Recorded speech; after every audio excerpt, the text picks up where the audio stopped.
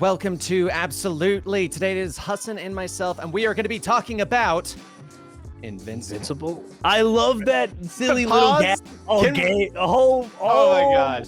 TV, all episode. Sorry, we were just talking about a video game. and Yes, movie. so we're going to be talking about the first episode of Season 2 of Invincible. It did drop on Friday. We're going to be getting episode 2 this coming Friday. It was a 45-minute episode, so longer than normal shows. I wonder if it's going to be 45 minutes going forward, or is it I just don't know. I hope it does, because I liked the 45 minutes because at no point was I actually watching the time. And so I didn't know when we were going to be ending. And like the story, like not fully knowing and not having that concise time, I'd be fine if they had like the variations throughout. But I do want to say, though, yes, the funniest gag is the fact that every single time they said Invincible, they had that stupid pause before it. I guess he really is Invincible. God, this. So for context, Dan has just watched the show. I've read the comics. I've read all the way through. I'm very aware of this. I've even reread some of it recent-ish. Show's just better than the comic could ever be. To be frank, the designs are cooler. There's a lot more interesting stuff going on. And yeah, we'll be sharing throughout the season, hopefully, the our thoughts on it, but from our two different perspectives of one who's, for once, comic book reader. I know. Not comic book reader, right? Look at that. Who would have thought that this would be the one? Nobody, not even me. I will say, so in this episode, the just simply put, we go into the multiverse. We have a character that can kind of slip through, and we learn that Invincible is very much like Superman in the fact that in most of the multiverses, he is a bad guy, and in the one that we follow, he is the good guy. If you forgot the end of last season, Omni-Man beat the crap out of Invincible, and then at the end, Invincible does not join up with him. In every other universe, he does join up with him, which when that first was said, my first thought was, okay, how much beating did it take before he actually joined with his father for that one? But so that's kind of the premise of it. And I will say that at the start of this, I was confused of what happened at the end of the last season, because I was like, that's not what I recall happening at all. No one's acting normal. And I actually liked, I don't know if you noticed this, I don't know if it was intentional or what have you, but the animation when they were in the alternate timelines or alternate multiverses, it was different. It had a stiffness to it, a lack of emotion, a very, like, there was just something about it that in my head, it kind of gave me vibes of Seven Deadly Sins when they swapped to the bad animation and you're like, oh, this is different. And at first I thought it was like intended to be like that. But then when you get to like the more beaten down, the main character mark, I was like, oh, wait, no. This has like the energy of what I expected from Invincible. Yeah. Was that just me, or You know what? I didn't notice, but Invincible is many things. It is not known as like an animation, like masterpiece at all, like in its physical animation. Adam Eve special showed that they are doing that now. And then this one had moments. It had moments of it, but yeah, nothing compared to the Adam Eve special, but all leaps and bounds better than the first season. I just kind of assumed it was like first season budgetary kind of feel to it of like, it's just kind of ugly. It's just done pretty ugly. Did you believe during that sequence that was the world? That, like, I genuinely didn't know. I was watching it and I was like, they're gonna have to do a cutback to to Omni-Man returning back to Earth and something big happening for them to end up like this. Like I was not expecting that. And Mark's like a weasel too. Though, yeah, it works super well, but that moment with Eve where he's like, I can't kill you, and he paralyzes her. And but then the line from Omni-Man, oh, that's what you were practicing with those protesters the other week. I was just like, okay, so they're just going all for it. Oh yeah. And I'm glad that they didn't. I'm glad that they just straight up started this episode and this season with the alternate universes. Like, I'm glad that we just kind of got thrown into it and they were like, yep, it's a multiverse. This guy falls through it. Like, no explanations really, no like setting up of, well, maybe what happened on other universes where Omni-Man beats the crap out of Invincible. Like, Yeah. but what were your like overall thoughts of this episode? How are you excited for the season compared to the comic? How is it? Yeah, I mean, I really am enjoying it. I feel like this part of the comic I always kind of speed through because it's the lull in between when the story picks back up, right? Mark is in a depressive state. It Mhm. is the introduction of Angstrom Levy, who is far and away my most hated villain in everything. Like I hate Angstrom Levy. I'm disgusted by him. I didn't realize he was going to be played by Sterling K. Brown. I haven't even looked this up. I could be wrong. Somebody in the chat, Google it for me. I think it's Sterling K. Brown because that vocal presence was incredible. Mhm. It was, oh my God. And he's so charismatic and charming initially. So to see that disgusting turn of events was just wild. And all because Invincible was being a bad hero. And like maybe Utopia isn't, there's lots of controversial things of like Utopia being bad, blah blah blah blah blah. But that moment is so concussive, and then watching his like mind kind of fall apart later. I'm excited. I don't have a ton of love for the stories, like the next couple stories, but then it gets into an arc that I like Okay. adore and obsess over, and maybe even a Spider-Man crossover is being teed up here, and that's not even a I joke, it's not a bit, it's actually, like, a real thing that could potentially be happening here, and that is wildly exciting that that could happen It's crazy. in this crazy world. Because like, the writers haven't even people been they've been asking them about it while they're doing a little bit of press, and they're like, don't want to spoil anything for you guys. Can't say anything. And that could just I be love like that. get everyone excited for nothing. But Angstrom Levy is the multiversal villain. We love our Council of Ricks, our Council of I what is it? Counselor Mr. Reeds. Fantastics. Yeah, Council of Yeah. Reeves. We've My done this first idea to thought death. was Kang. I don't know about you, but when I saw him like slipping through and then going into all of that, my thought I totally was like, "Oh, he's like Kang, My thought but is better already." the most uninteresting thing you can do in multiverse is Spider-Verse, like the Legion of Spider-Man that all work together and they live in like for an adventure, yes. But having like Spider Society, way to kill this entire like that Mhm. was in there's a crossfire a whole different thing. That's the worst part of that movie by a landslide for me. Yeah. That like you've ruined the concept of this.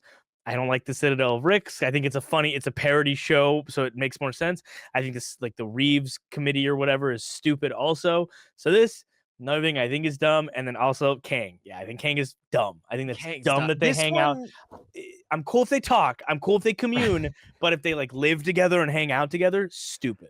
that I agree. I agree with that like sentiment. With this one, I felt like it was okay because it felt more like all the other ones, it's almost like they all agree we should work together because we can do great things together. This one felt more like the main one was kind of like, so I'm kind of saving all of you guys because the world you're from really got screwed up by Invincible and Omni-Man. I'm saving you. Here's the safe house. Here's the safe house. Here's the safe house. I'm also very glad, and I'm very glad that the I don't know, I can't remember the name of the guys, but the guy that clones himself and has the memory technology. Angstrom S- Levy. Oh no, the twins, the Baller Yeah, twins. yeah, the Mahler twins. The fact that he was like, those aren't your memories. Those are the I'm so glad he said that because at first I was like, wow, like for a guy that was relatively easy minded, was like on the side of Invincible, being like, no, this is nothing wrong. That was a real quick turn. But then he was like, those are the other memories. And I'm like, that's right. There's all these other universes of these minds that have experienced Invincible in that way. And it kind of made me wonder how much of this season they might have they might kind of omit for the viewer to start make us question, wait, which reality are we in right now? It's a good question. I truly don't know because this show does take it takes its creative liberties with characters, and I think it makes the story a lot cleaner. Mhm. Um, it I'm very excited to see is how much more are we gonna I hope that because we do not have the limitation of physical media, this is Mhm. animated, therefore we can just play. We can just play in our sandbox and make literally whatever we can imagine. That's why a lot of people have been like, we should get an Invincible live action. Let's not. No. Not yet. Don't. Maybe It someday, sometime when VFX artists are paid well and we have enough money to do that. But like, if you're not going to do an army of Flaxtons in the first season and their little time world and create, a terrifying Mars, what's the point? yeah. What's the point of any of this? So yeah, I'm very, very excited to keep watching this. I'm in a place since I know the story where I'm like sitting with my friends who haven't seen it and watching them kind of watch it, and that's been really fun. I love that other world. I love seeing Adam Eve with the buzz cut and Gillian Jacobs. I'm wearing a Community shirt. Greendale. Gillian Jacobs played Britta Perry in Community, which is one of my favorite shows ever. And if you're a comic book fan, you should love Community because Community is the reason the MCU exists the way it does. It's the reason for Captain America: The Winter Soldier, Avengers: Infinity War, and Endgame. All of that is Community. And That yeah, cat is a paid actor. You can't tell me otherwise then. no, look how perfect she is. She's like, she She's loves so Invincible. good. Real talk, she loves Invincible. Specifically, when that is on, she sits and stares at the screen. I don't know what it is about the coloring. That's Maybe it's the awesome. suit because cats can see blues really well. Um, she looks up when she wants you to kiss. Yep. Okay, I love you. I love you. Don't be baby.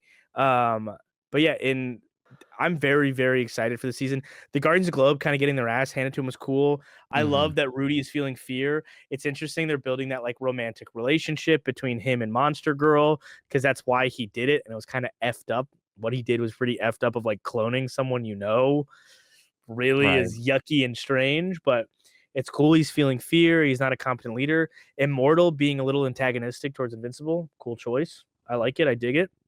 Yeah, I'm glad Um, that they brought him back because it's like, yeah, he's immortal. he's Like, immortal. He's it was Abraham one of Lincoln. those ones where it's like, yeah, you can be super strong and destroy someone, but if they're immortal, they almost always come back. That's why I they're love called that immortal. line. Crushes his head. Immortal from that. Yes. What? Because he's not. He can't come back from having his head crushed. Uh, Yes. Man, you're in for a real nice run. And also, here's something exciting for everybody watching Invincible. This was the longest gap between production ever. And they've said that they will never have this again. Oh, It thank was goodness. because of the first season, obviously, is a premiere season. It's a show they don't know if it'll work.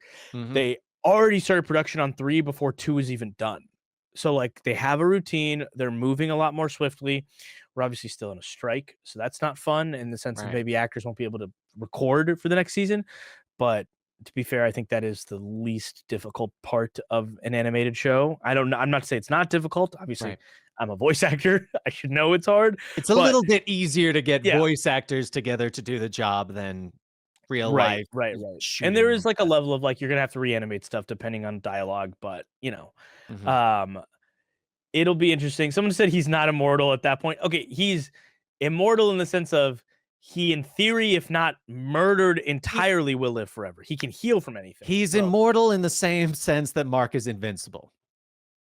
Mark is invincible. That I swear that when they show up after the explosion and Rex just gets out, everyone's dead, and he goes, "Wow, I guess he really is invincible." Invincible. And I was like, "Come on, dude, time So and dumb. place." I did like that they turned the sequence at the end. They made the whole screen red, and now there's like a crack of blue. So like, hey, maybe we're moving away from the death Wait, and what? misery of it. I just saw it go all black. It goes like all black and red, almost like it's all bloody, and then there's a crack at the end. That's like Oh, a maybe I little bit of missed the the original crack. color. Oh. I could be wrong. I don't like Amber. I don't care. Amber I is better in the comics by a landslide. Yeah, there's a lot of stuff outside of them being superheroes that I kind of was just going through, and being perfectly honest, I just decided not to overthink it. Was Mark's friend not in this episode? I don't recall him being in Yeah, it. William was not in it. Like, if Donald is alive. anything. Do you notice that? Who? Donald from the defense organization or whatever, Cecil's second man, the guy older Bobby Hill with his glasses, Yeah. he got blown up and he was alive, which is I was like, "What?" Maybe that'll be played on later. Probably. I don't think it was a mistake because Yeah. like and Because it's suddenly animation. It's very hard Donald, to yeah, go, oh man, we drew him out, but we drew him back for no reason. Donald returned. Somehow Donald returned. But I liked his character too, so I'm glad he's back. But Mhm. no, Amber is a she's an okay character in the comics. She serves her purpose well. Amber in the TV show is willfully antagonistic, uncharismatic, Mhm. and very frustrating. She's fine in this episode, like absolutely fine. And I like Zazie Beetz. So this is not for 1 second disrespect on her performance. I think it's a bad character that's being written really, really aggressively poorly. And that is frustrating because it is a race swap. She's a white character. And I'm fine with her becoming black if that character is suddenly better. But to Mhm. make her black and make her worse feels racist to be valid here. I Like can it kinda feels see it, pretty yeah. racist. Take a character that is kind of and turn her into like one of you could look up Amber Invincible on YouTube and get about 55 video essays on why she's a bad character. Right. But it is what it is. Overall, though, I'm excited to see where this goes because it's interesting seeing the direction of the superhero in a world that kind of superheroing is almost a business.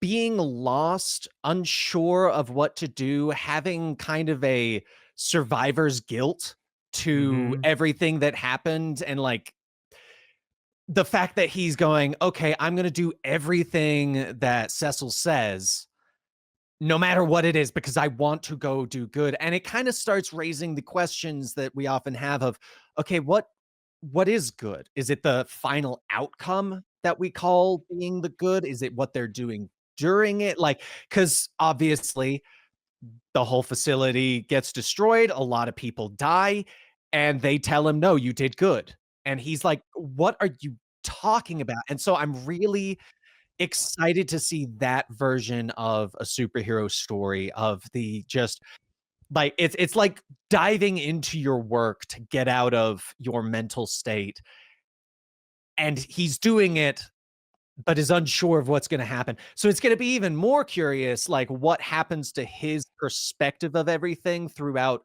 working with Cecil, and when Omni-Man inevitably shows back up, because we all know he's going to. There's no Because to getting be frank, dude, Cecil's not a good guy. he's not. He isn't. He's a But scummy government official.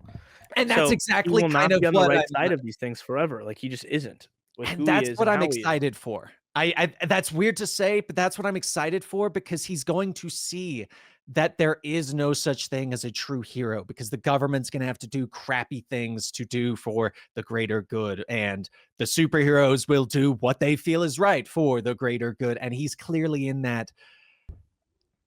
I'm just super Yeah. excited. I was so glad that you put in the AMD group chat that you watched that episode so that I could I completely forgot that it was coming out. Dude, I got you. I was just flexing on Benny that during our break, I watched everything I was supposed to.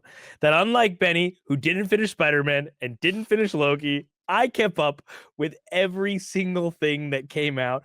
Invincible. I mean, like we could even do a video on the Attack on Titan finale. I even watched that. I need to watch that one. I've been seeing mixed things. Dan, you might have to wait a It's while. The dub's not out yet. that okay. Thank you. Yeah. I appreciate that, cuz I when the dub is out for that, I will push through. I'll watch the whole thing. We'll do a full season review on it. Yeah. So But no, stay I tuned mean, for that, and make sure you talk about it in the comments so that when Benny and Sal check the comments, they go, "Oh man, people are talking about anime. We should let Hudson and Dan we do should let more of them do those." this again.